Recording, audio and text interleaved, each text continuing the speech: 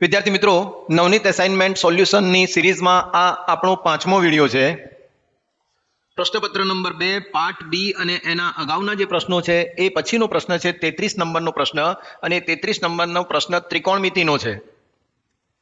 ત્રિકોણમિતિના ગુણોત્તરો આપણને ખબર હોવી જોઈએ, અને ગુણોત્તરો પ્લસ કે ભાઈ સંક્ષિપ્ત રૂપ કેવી રીતે કરવાનું એ પણ આપણને ખબર હોય તો આ પ્રશ્ન આપણે સોલ્વ કરી શકીએ છીએ.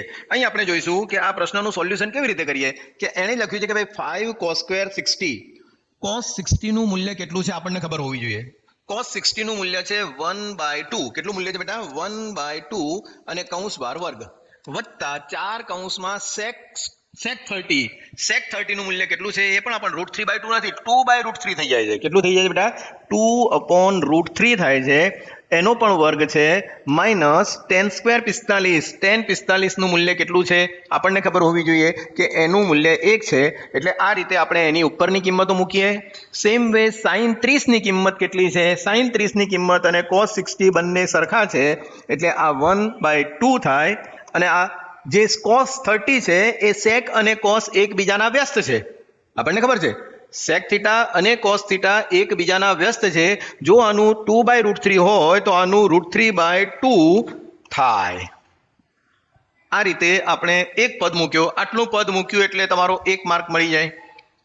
પછી આવે છે સાદુરૂપ. હવે સાદુરૂપમાં શું કરીશું કે ભાઈ 5 ગુણ્યા 1/4, 1 નો વર્ગ 1, 2 નો વર્ગ 4 વત્તા 4 ગુણ્યા 2 નો વર્ગ 4 અને વર્ગમૂળમાં 3 નો વર્ગ 3 માઇનસ 1 નો વર્ગ 1. આખાના છેદમાં આપણે મૂકીશું તો 1/2 નો વર્ગ 4 વત્તા 3 વર્ગમૂળ છે તો એનો 3 થાય, અને નીચે 2 નો વર્ગ 4. 2 નો વર્ગ કેટલો થશે બેટા? 4 થશે. એટલે આ રીતે આપણે એક પદ આપણે અહીં મૂકી દીધું. આગળ ચાલીએ. બરાબર 5 × 5/4 વત્તા 4 × 4 એટલે 16/3 ઓછા 1 છેદમાં આ બંને સમછેદી છે એટલે આપણે 4 મૂકી દઈએ અને 1 + 3 મૂકી દઈએ. એટલે આપણને આગળ પદ ખબર પડે કે કેવી રીતે મૂકવું. ત્યાંથી આગળ હું સરળતાથી એટલા માટે સમજાવું છું કે દરેકને એ બાબત ખબર પડી જાય. બરાબર અહીં લસા જે છે 12 થશે, કારણ કે બંને ભિન્ન છે, અવિભાજ્ય છે. તો 12 લસા થશે તો શું થશે ભાઈ? 5 × 3/4 વત્તા 16 × 4/3 ઓછા 4 × 3 × 1 છેદમાં આ શું થશે? 4/4.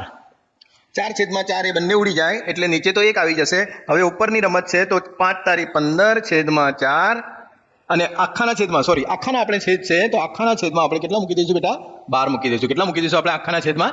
12 મૂકી દઈએ આખાના છેદમાં, એટલે આપણું એ કામ પણ પૂરું થઈ જાય. એટલે અહીં આપણે 12 મૂકી દઈશું. ઓકે, તો આ શું થશે આપણું પદ? આપણું પદ થશે કે ભાઈ 5 તારી 15 વત્તા 16 × 4 એટલે 64 ઓછા 4 તારી 12 છેદમાં 15 માંથી 12 જાય તો 3.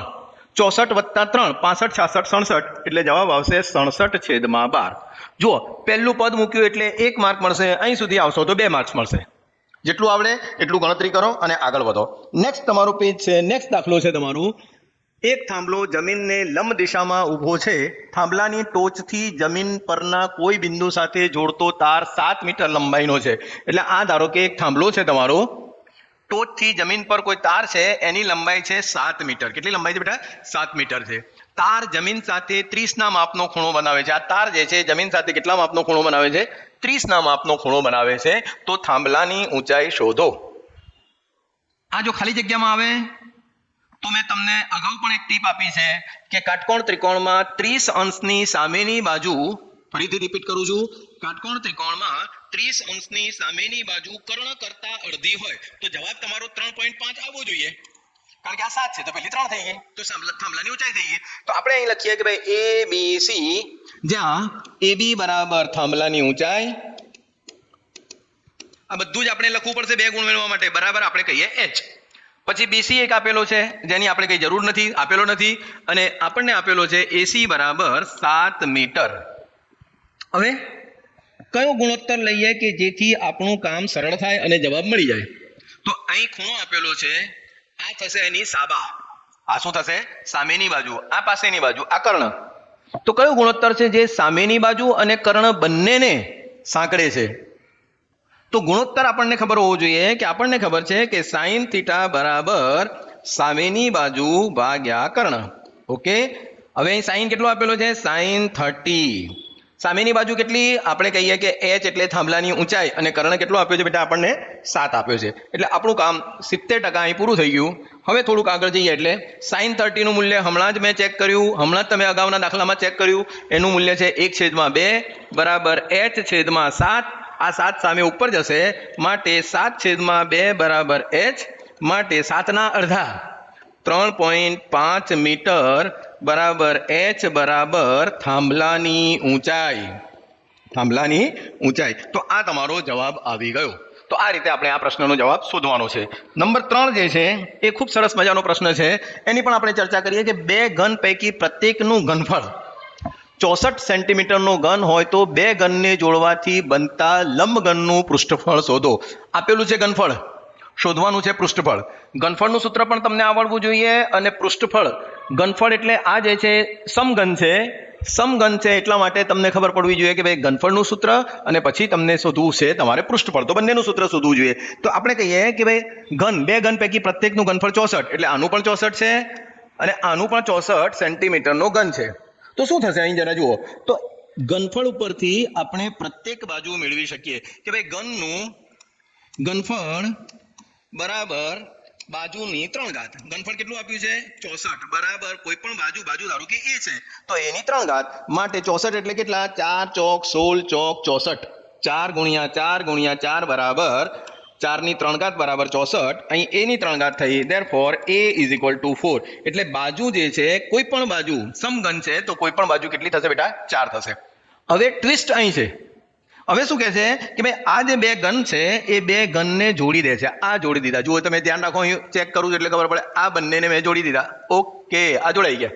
હવે અહીં શું થયું કે ભાઈ બંનેને જોડવાથી આપણને એ થયું કે આ ઉપરની જે બાજુ 4 હતી એ કેટલી થઈ ગઈ બેટા? 8.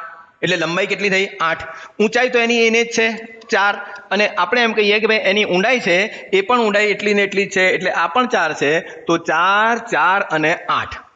આટલી બાબત તમને ખબર પડે તો આ દાખલો તમને સરળતાથી આવડે. હવે શું છે કે ભાઈ એને લંબઘનનું પૃષ્ઠફળ શોધવાનું છે. લંબઘનનું શું શોધવાનું છે બેટા? પૃષ્ઠફળ શોધવાનું છે. તો એનું સૂત્ર છે કે લંબઘનનું પૃષ્ઠફળ બરાબર શું છે?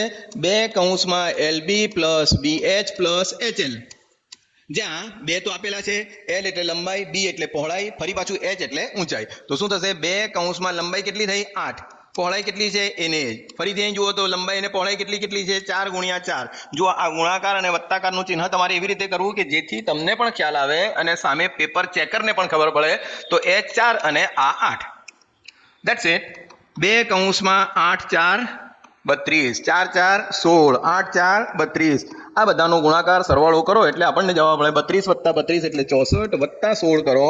64 વત્તા 16 કરીએ એટલે 6 ને 4 10 0 વધી પડી 1, 6 ને 1 7 ને 1 8 બરાબર 8 દુ 16 160 પણ અહીં આવશે. મીટર છે તો મીટરની 2 ઘાત. મીટરની કેટલી ઘાત બેટા?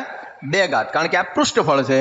અગાઉ જે આપેલું છે એ એણે ઘનફળ આપેલું છે. તો આ તમારું થયું પૃષ્ઠફળ. તો એ પણ તમારે ધ્યાન રાખવાનું. આ રીતે આ પ્રોબ્લેમ સોલ્વ કરવાનો છે. નેક્સ્ટ ક્વેશ્ચન છે. એ ક્વેશ્ચનમાં મારે પણ ભૂલ પડે. જો મેં પ્રેક્ટિસ ન કરી હોય, જો મેં આ પ્રકારનો પ્રશ્ન સોલ્વ ન કર્યો હોય, એટલા માટે તો પ્રેક્ટિસની જરૂર પડે છે. પ્રેક્ટિસની જરૂર કેમ પડે છે? કારણ કે વિવિધ પ્રકારના પ્રશ્નો તમારી સામે આવે અને એ પ્રશ્ન તમે ઉકેલી શકતા હોય. શરૂઆતમાં ભૂલ પડે, જવાબ તમને આવે ના આવે અને પછી તમને ખ્યાલ આવે કે એક્ઝેક્ટ આ શું પ્રોબ્લેમ હતો અને એ પ્રોબ્લેમ તમારો સોલ્વ થઈ જાય. એક જ્યુસ વેચવાવાળો તેના ગ્રાહકોને નીચે આપેલ આકૃતિ પ્રમાણે પ્યાલામાં જ્યુસ આપતો હતો. નળાકાર પ્યાલાનો અંદરનો વ્યાસ જે આપેલો છે, આ અંદરનો વ્યાસ તમને આપેલો છે, એ અંદરનો વ્યાસ આપેલો છે 5. માટે આની જે ત્રિજ્યા થશે એ કેટલી થશે બેટા? 2.5. પ્યાલામાં અર્ધગોલક ભાગ ઉપસી આવેલો છે. આવો ભાગ એક ઉપસી આવેલો હતો. જેથી પ્યાલાની ક્ષમતા ઓછી થતી હતી. ખરેખર પ્યાલાની ક્ષમતા ઓછી થતી હતી.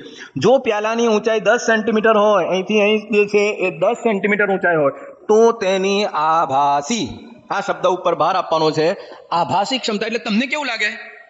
જોનારને કેવું લાગે કે આખો ગ્લાસ ભરેલો છે? જોનારને એમ લાગે કે આખો ગ્લાસ ભરેલો. ના, આખો ગ્લાસ ભરેલો નથી. અંદર તો આ પ્રકારનું તમને અર્ધગોળાકાર આપ્યું છે. એનો અર્થ કે ભાઈ ગ્લાસ જે છે, વાસ્તવિક જે ક્ષમતા છે એ ક્ષમતા તમને જે જોવાય છે એના કરતા ઓછી છે. તો અહીં પ્રશ્ન છે આભાસી ક્ષમતા. ખ્યાલ આવી ગયો તમને? શું જોવાનું છે, શું ચેક કરવાનું છે, કઈ બાબત યાદ રાખવાની છે? તો આભાસી જોનારને તો શું લાગે કે ભાઈ અહીં કેટલું હશે? તો જોનારને તો એવું લાગે કે આ થયું તમારું નળાકાર, તો નળાકારનું ઘનફળ બરાબર પાઈ આર સ્ક્વેર એચ. જ્યાં પાઈ 3.14 લેવાના કયા છે આપણને? આર આપણને ખબર પડી ગઈ 3.14 ગુણ્યા 2.5 ગુણ્યા 2.5 ગુણ્યા એચ એટલે 10.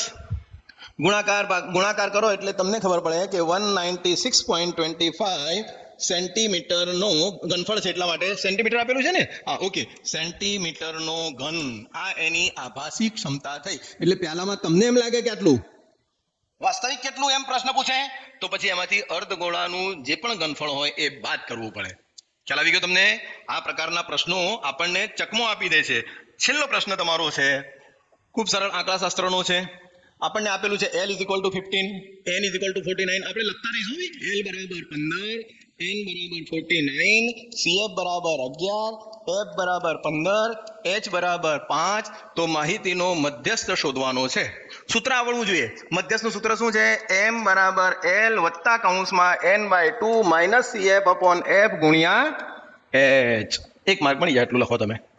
અડધો માર્ક મળે. ચલો, અડધો માર્ક એની અંદર કિંમત મૂકો એટલે, અને આખો માર્ક થઈ જાય. અને બીજો આખો માર્ક તમે જ્યારે એને સાદુરૂપ આપો ત્યારે. ચલો, L કેટલા આપણને આપેલા છે? 15. N/2 કેટલા છે? 49/2. CF કેટલા આપેલા છે? 11. F કેટલા આપેલા છે? 15. H કેટલા આપેલા છે? 5. ચલો, 5 × 5, 5 × 15, કારણ કે ગુણાકારમાં છે એટલે 3 આવી ગયા. 15 વત્તા 49/2, 50 ના અડધા 25, પણ 49 ના અડધા કેટલા થશે? 24.5 ઓછા 11/3